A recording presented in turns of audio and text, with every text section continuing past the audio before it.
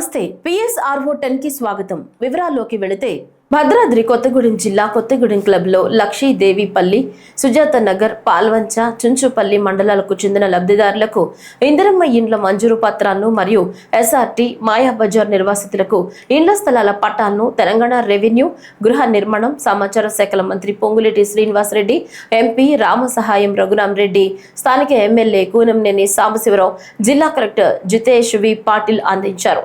ఈ సందర్భంగా మంత్రి పొంగులేటి శ్రీనివాసరెడ్డి మాట్లాడుతూ తొలి ఏకాదశి రోజున ఆడబిడ్డలకు ఇందిరమ్మ ఇండ్ల మంజూరు పత్రాలు ఇవ్వటం శుభ పరిణామమన్నారు. ఇందిరమ్మ ఇండ్లు ఈ విడతలో రాలేదని ఏ ఆడబిడ్డ నిరుత్సాహపడొద్దని, రాబోయే విడతల్లో మిగిలిన వారందరికీ ఇస్తామన్నారు. గత ప్రభుత్వం మాదిరిగా ఊహాజనికమైన మాటలు ఈ ప్రభుత్వం చెప్పదని మంత్రి అన్నారు.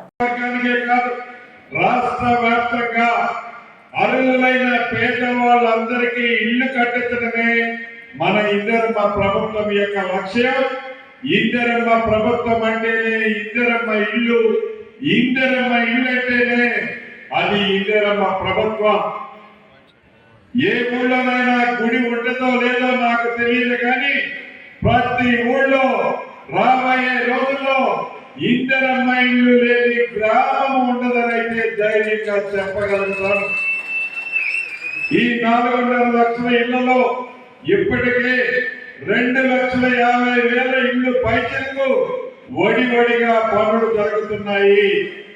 మిగిలిన 2 లక్షల్లో సుమారు 1,20,000 ఇళ్లు లబ్ధిదారులు ఇంకా ఫైనల్ అయ్యాయి. ఇంకా 60,000-70,000 మంది ఫైనల్ చేయాల్సి ఉంది. రాబోయే కొద్ది రోజుల్లో అవి కూడా ఆ నియోజకవర్గానికి సంబంధించిన వారు ఫైనల్ చేస్తారు.